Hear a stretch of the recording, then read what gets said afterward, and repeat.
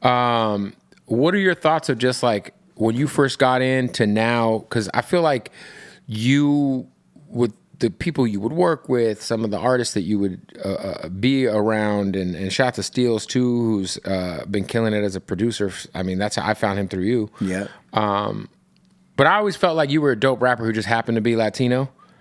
And it feels like nowadays, like that is a positive when it comes to like how the music business perceives artists, because it feels like being a Mexican artist is hot right now, quote unquote. The scene is growing a ton. What is your perspective on what it was like getting into the game when you did to just kind of seeing where we are now in 2024? It didn't exist really, bro. Like there, you know, you had your groups, or you know, your groups that were like Latino based, or you know, your Cypress Hills, your Lighter Shade of Browns, your things like that. But and then there was the other end, which was like, you know, like high power records. Well, then you got, you know, your Little Robs, Right. your Capones, things like that. Yes. The industry didn't know how to break a non-Chicano rapper. Right. That wasn't from a hood, wasn't rapping gang shit. Like, there was no real market for that, dog.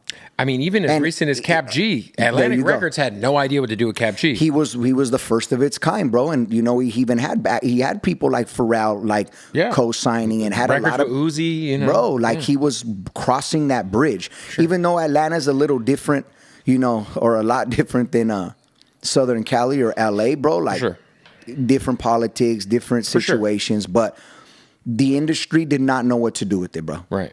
And it was an uphill battle for me, dog. Like I fought that every single day of my life, dog. I mean, I've had meetings with No ID, bro. I had people that were really, really, really, really fans of what I was doing. And even then, bro, being that much of an influential producer, you know, someone like No ID, like there was no game plan for it, bro. Like, we just don't know what to do with it. We just don't. Like, we don't know. Yeah. You know, and then it gradually, I think it just social media, bro, and just like there's a ton of Mexicans out here, dog, and talented ones. So I think it was just about the world being able to see there was not just a certain type of Mexican that the movies portray. Right. Every character in a movie is going to be a similar character. Yep. Like, we had that stamp on us. What's the name of the actor? What's the name of that actor who plays? Oh, he plays in every typecasted dude, the bald dude.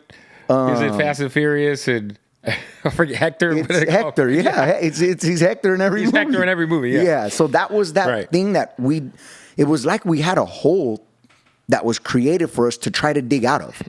And I think it's kind of here now, bro. Like, also, like, when we're talking about, like, the fastest growing population in the country, if we're talking about, like, you know, I think, too, like, the younger generation of Chicanos or Mexican population, they also, like, they grew up, like now they're growing up listening to everybody, right? And so I think they're, like, I feel like back in the day, like, you know, there wasn't, for whatever reason, it was just hard to have certain artists get embraced by that community. I don't know what it was. I don't know if it was like, I just feel like nowadays, like, people are showing up, showing out. Like, there's a wave, dog. It's a wave, and it's like an infrastructure where you have, like, blogs that are big. You have Food Community. You got Food's Gone Wild, and you know, even on the corrido shit, like, that shit taken off, and I think 4 of the top 5 streaming Latin artists are Bad Bunny's one of them. The other 4 are Mexican artists. Yeah, Peso probably. Peso Pluma, Fuerza Regida, Junior H, and I forget the other one. But it just shows you, like, yo, it almost like on a grand scale, world scale.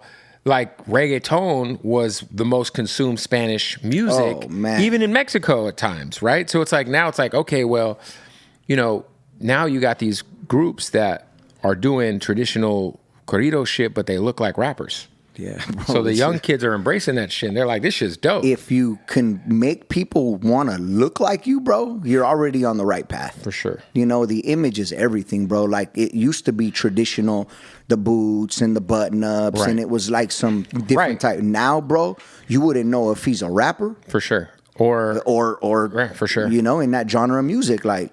Right.